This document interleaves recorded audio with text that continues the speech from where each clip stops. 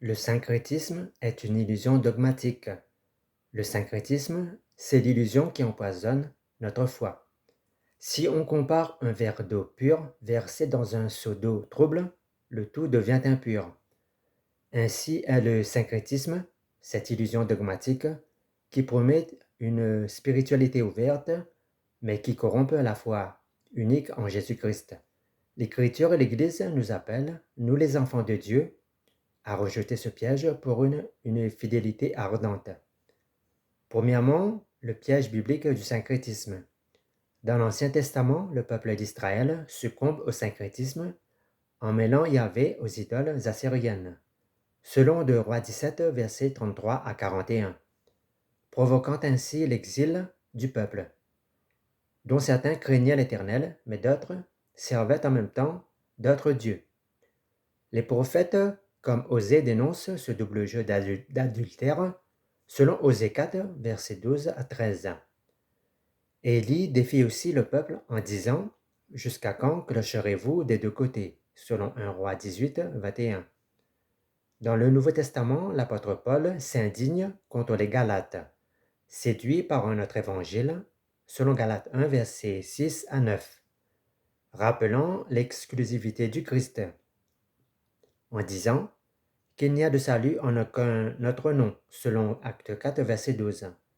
Jésus lui-même nous avertit que nul ne peut servir deux maîtres, selon Matthieu 6, verset 24. Deuxièmement, l'illusion dogmatique en question. Le syncrétisme semble moderne et tolérant. Avec le yoga pratiqué par certains chrétiens, des marabouts alliés à des rites chrétiens ou bien encore le New Age, diluant la croix dans ses doctrines.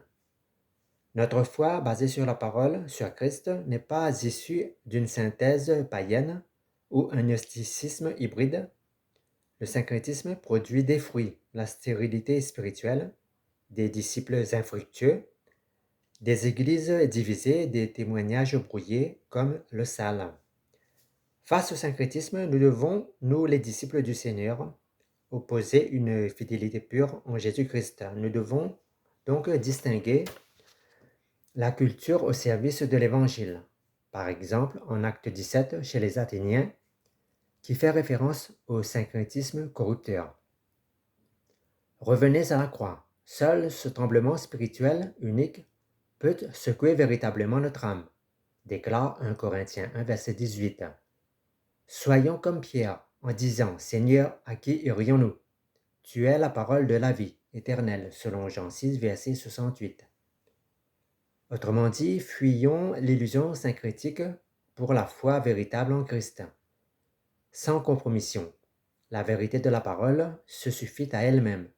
Que notre foi donc soit un GPS spirituel guidé par l'Esprit et non par des vents doctrinaux, selon Éphésiens 4, verset 14.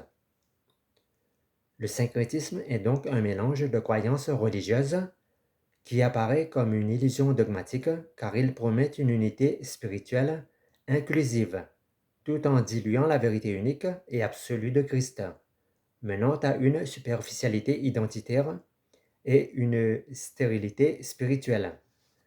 Dans l'Ancien Testament, le syncrétisme est condamné comme idolâtrie. Par exemple, chez le roi Osias ou Israël, mêle Yahvé au culte païen, provoquant ainsi la colère divine. Le prophète Osée dénonce ce vice d'incrédulité qui joue à double face avec Dieu, semant la division et la fragmentation communautaire, selon Galates 1, verset 8 à 9. Paul nous met en garde contre la séduction de nouvelles doctrines. Quelles sont les formes modernes du syncrétisme?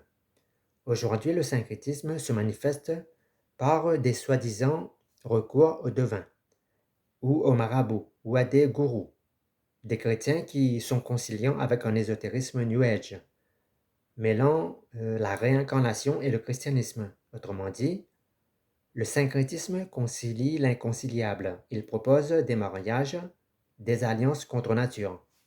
Le syncrétisme est une eau sale qui désaltère, certes, mais qui peut aussi donner la mort, si on s'en éloigne pas. Les dialogues interreligieux superficiels peuvent être problématiques.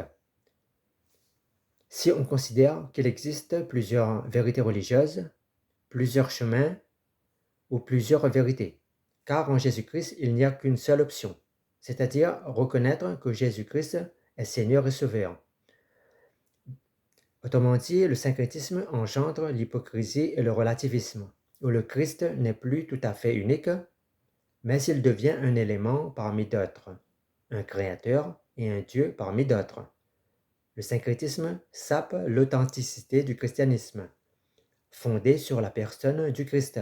La culture, le vivre ensemble, ne doit pas altérer la parole, ni les dogmes qui fondent notre foi. Elle ne doit pas engendrer la stérilité au niveau de notre foi et de toucher à la pureté doctrinale issue des Saintes Écritures. Conclusion, rejeter le syncrétisme pour un chrétien, ce n'est pas faire preuve de rigidité dogmatique, mais affirmer notre fidélité à l'Évangile. On ne fait pas de métissage de la parole de Dieu avec d'autres religions. La liberté en Christ n'est pas un piochage arbitraire de doctrine, ici ou là. La liberté en Christ, c'est notre enracinement dans la parole, tel un arbre planté près d'un courant d'eau, qui irrigue ses racines pour le faire croître. Le syncrétisme masque l'authenticité de notre foi au profit d'un éclectisme superficiel. Pour un chrétien, cela ne doit pas en être ainsi. Seigneur Dieu, garde-nous de tout mélange impur. Fais de nous des témoins ardents de ta vérité unique en Jésus-Christ. Amen.